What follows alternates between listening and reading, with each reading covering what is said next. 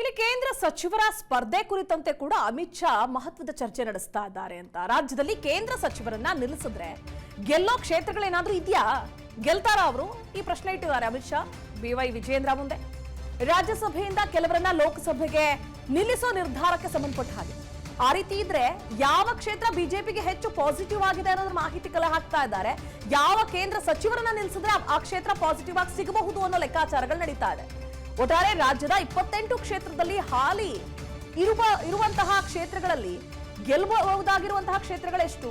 ಕಾಂಗ್ರೆಸ್ ಕಣಕ್ಕಿಳಿಸುವ ಯಾವ ಅಭ್ಯರ್ಥಿ ಗೆಲ್ಲೋ ಸಾಧ್ಯತೆ ಇದೆ? ಅಲ್ಲಿ ಬಿಜೆಪಿ ಗೆಲ್ಲೋದಕ್ಕೆ ಯಾವ ರೀತಿ ವಾತಾವರಣ ಕಲ್ಪಿಸಬಹುದು ನಾವು? ಒಂದ್ ವೇಳೆ ಈಗಿರುವಂತಹ 25+1 ಸುಮಲತಾ ಅವ್ರನ್ನ ಸೇರಿಸ್ಕೊಂಡ್ರೆ, ಈಗ ಆಲ್ರೆಡಿ ಇದ್ದಾರೆ ಬಿಜೆಪಿಯ ಸಂಸದರು. ಸೊ ಹೀಗಿದ್ದಾಗ ಅದನ್ನ ಓವರ್ಟೇಕ್ ಮಾಡಿ ಕಾಂಗ್ರೆಸ್ ಆ ಕ್ಷೇತ್ರಗಳನ್ನ ಕಿತ್ಕೊಳ್ಳುತ್ತೆ, ಅಂತಹ ಅಭ್ಯರ್ಥಿಯನ್ನು ಕಣಕ್ಕಿಳಿಸುತ್ತೆ ಅಂದ್ರೆ ಆ ಕ್ಷೇತ್ರದಲ್ಲಿ ನಾವು ನಮ್ಮ ಕಡೆಯಿಂದ ಸ್ಟ್ರಾಂಗ್ ಆಗಿರೋ ಅಭ್ಯರ್ಥಿಯನ್ನ ಯಾರು ನಿಲ್ಲಿಸಬಹುದು ಅಂತ ಕ್ಷೇತ್ರಗಳು ಯಾವುದು? 28 ಲೋಕಸಭಾ ಕ್ಷೇತ್ರಗಳ ಪೈಕಿ. ಹೀಗೆ ಇದೆಲ್ಲವನ್ನ ಚರ್ಚೆ ನಡೆಸ್ತಾ ಇದ್ದಾರೆ. ಇನ್ನು ವಿಜೇಂದ್ರ ಜೊತೆಗೆ ಕೇಂದ್ರ ಸಚಿವ ಅಮಿತ್ ಶಾ ಈ ಚರ್ಚೆಗಳನ್ನು ಮಾಡ್ತಾ ಇದ್ದಾರೆ. ಒಟ್ಟಾರೆ ಇವತ್ತು ಒಂದು ಸೆಂಟರ್ ಆಫ್ ಅಟ್ರಾಕ್ಷನ್ ಅಂತ ನಾವು ಗಮನಿಸೋದಾದ್ರೆ ಲಿಂಗಾಯತ ಮಠಗಳಿಗೆ ಭೇಟಿ ಕೊಟ್ಟಿದ್ದು, ಸುತ್ತೂರು ಶ್ರೀಗಳನ್ನ ಭೇಟಿಯಾಗಿದ್ದು, ಅಲ್ಲಿ ಗದ್ದುಗೆ ಪೂಜೆ ನೆರವೇರಿಸಿದ್ದು, ಲಿಂಗಾಯತ ಮತಗಳನ್ನ ಸೆಳೆಯುವಂತಹ ನಿಟ್ಟಿನಲ್ಲಿ ಒಂದಷ್ಟು ಕಾರ್ಯಪ್ರವೃತ್ತರಾಗಿದ್ದಾರೆ. ಜೊತೆಗೆ ಇಲ್ಲಿಂದಲೇ ರಣಕಹಳೆ ಮೊಳಗಿಸೋದಕ್ಕೆ ಸಜ್ಜಾದಂತೆ ಕಾಣಿಸ್ತಾ ಇದೆ.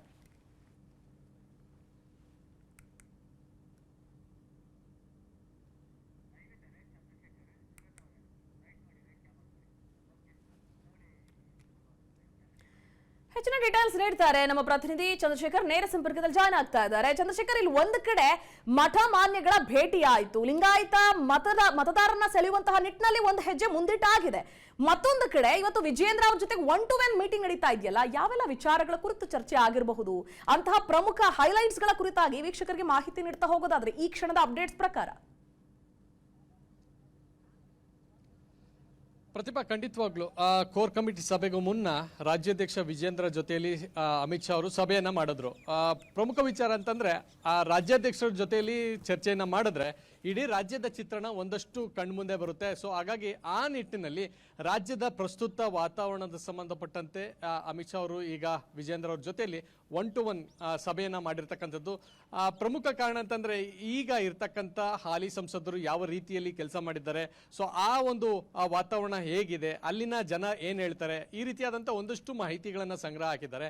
ಮತ್ತೊಂದು ಕಡೆ ಈಗಾಗಲೇ ಒಂದಷ್ಟು ಜನ ನಿವೃತ್ತಿಯನ್ನು ಕೂಡ ಘೋಷಣೆ ಮಾಡಿರೋದ್ರಿಂದ ಅಲ್ಲಿನ ವಾತಾವರಣ ಹೇಗಿದೆ, ಸೊ ಅಲ್ಲಿ ಯಾರನ್ನ ನಿಲ್ಲಿಸಬಹುದು, ಸೊ ಜೊತೆಯಲ್ಲಿ ಕೇಂದ್ರದಲ್ಲಿ ಹಾಲಿ ಸಚಿವರಿರ್ತಕ್ಕಂಥವ್ರನ್ನ, ಅದರಲ್ಲೂ ರಾಜ್ಯಸಭೆಯಿಂದ ಆಯ್ಕೆ ಆಗಿರ್ತಕ್ಕಂಥವ್ರನ್ನ ಲೋಕಸಭೆಗೆ ಇಳಿಸುವಂತ ಒಂದಷ್ಟು ಸಾಧ್ಯತೆಗಳಿದ್ದಾವೆ. ಸೊ ಆ ರೀತಿ ನಿಲ್ಲಿಸದೆ ಆದ್ರೆ ರಾಜ್ಯದಿಂದ ಗೆಲ್ಲಂತ ಕ್ಷೇತ್ರಗಳು ಆ ರೀತಿ ಇದಾವ, ಮತದಾರರು ಆ ರೀತಿ ಬಿಜೆಪಿಗೆ ಮತವನ್ನ ಕೊಡುವಂತ ಸಾಧ್ಯತೆಗಳಿದಾವ, ಈ ರೀತಿಯಾದಂಥ ಒಂದಷ್ಟು ಚರ್ಚೆಯನ್ನ ಮಾಡಿದ್ದಾರೆ.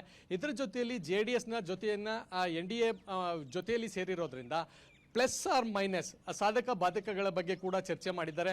ಸೊ ಪ್ರಸ್ತುತ ನಾಯಕರ ಮತ್ತು ಕಾರ್ಯಕರ್ತರ ವಾತಾವರಣ ಯಾವ ರೀತಿ ಇದೆ, ಸೊ ಒಗ್ಗಟ್ಟಾಗಿದ್ದಾರಾ ಅನ್ನೋಂಥದ್ದು. ಯಾಕಂತಂದ್ರೆ ಮಂಡ್ಯದಲ್ಲೇ ಆದಂತ ಒಂದು ಹನುಮತ್ ಧ್ವಜ ಇಳಿಸಿದಂತ ಪ್ರಕರಣ ಇಡೀ ಮಂಡ್ಯದಲ್ಲಿ ಬಿಜೆಪಿ ಮತ್ತು JDS ಕಾರ್ಯಕರ್ತರನ್ನು ಕೂಡ ತಳಮಟ್ಟದಲ್ಲಿ ಒಂದಾಗುವಂತೆ ಮಾಡಿದೆ. ಆ ರೀತಿಯಾದಂಥ ವಾತಾವರಣ ಬೇರೆ ಕಡೆನೂ ಕೂಡ ಇದೆಯಾ ಅನ್ನುವಂಥ ಒಂದಷ್ಟು ಚರ್ಚೆಯನ್ನು ಕೂಡ ಮಾಡಿದ್ದಾರೆ.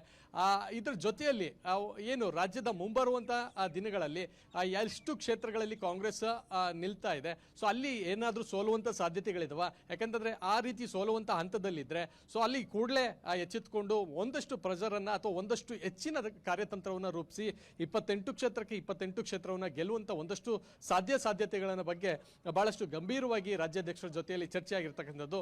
ಸೊ ಇವತ್ತಿನ ಇಡೀ ಕಾರ್ಯಕ್ರಮದಲ್ಲಿ ಒಂದು ಕಡೆ ಮಠದ ಕಾರ್ಯಕ್ರಮವನ್ನು ಉದ್ಘಾಟನೆ ಮಾಡೋ ಮೂಲಕ ಲಿಂಗಾಯತ ಮತಗಳನ್ನ, ಮತ್ತೊಂದು ಕಡೆ ಚಾಮುಂಡಿ ಬೆಟ್ಟಕ್ಕೆ ತೆರಳಿ ಹಿಂದೂ ಕಾರ್ಯಕರ್ತರನ್ನ ಜಾಗೃತಗೊಳಿಸುವಂತ ಮತ್ತು ಆ ಮತಗಳನ್ನ ಕ್ರೋಢೀಕರಿಸುವಂತ ಕೆಲಸಕ್ಕೆ ಅಮಿತ್ ಶಾ ಮುಂದಾಗಿರ್ತಕ್ಕಂಥದ್ದು. ಸೊ ಒಟ್ಟಾರೆಯಾಗಿ ಇವತ್ತಿನ ಸಭೆ ಬಹಳ ಮಹತ್ವಪೂರ್ಣದ್ದಾಗಿದೆ. ಸೊ ಲೋಕಸಭಾ ಚುನಾವಣೆಗೂ ಅಭ್ಯರ್ಥಿ ಘೋಷಣೆಗೂ ಮುನ್ನ ಇವತ್ತಿನ ಕಾರ್ಯತಂತ್ರಗಳು ಮತ್ತು ಮುಂದಿನ 100 ದಿನಗಳಲ್ಲಿ ಏನೆಲ್ಲ ಆಗ್ಬೇಕು ಅನ್ನೋದ್ರ ಬಗ್ಗೆ ಬಹಳ ಪ್ರಮುಖವಾಗಿ ಚರ್ಚೆ ಆಗಿರ್ತಕ್ಕಂಥದ್ದು. ಪ್ರತಿಭಾ, ಥ್ಯಾಂಕ್ ಯು ಚಂದ್ರಶೇಖರ್ ಡೀಟೇಲ್ಸ್ಗಾಗಿ. ಅನುಕ್ಷಣದ ಸುದ್ದಿಗಳಿಗಾಗಿ ವಿಸ್ತಾರ ನ್ಯೂಸ್ ಯೂಟ್ಯೂಬ್ ಚಾನೆಲ್ ಸಬ್ಸ್ಕ್ರೈಬ್ ಮಾಡಿ. ಹೊಸ ಸುದ್ದಿಗಳ ನೋಟಿಫಿಕೇಶನ್ಗಾಗಿ ಬೆಲ್ ಐಕಾನ್ ಕ್ಲಿಕ್ ಮಾಡಿ. ಲೇಟೆಸ್ಟ್ ಅಪ್ಡೇಟ್ಸ್ಗಾಗಿ www.vistaranews.com ವೆಬ್ಸೈಟ್ಗೆ ವಿಸಿಟ್ ಮಾಡಿ. ಅಂಗೈಯಲ್ಲೇ ಜಗತ್ತಿನ ಸುದ್ದಿ ತಿಳಿಯಲು ವಿಸ್ತಾರ ನ್ಯೂಸ್ ಕನ್ನಡ ಆಪ್ ಡೌನ್ಲೋಡ್ ಮಾಡಿ.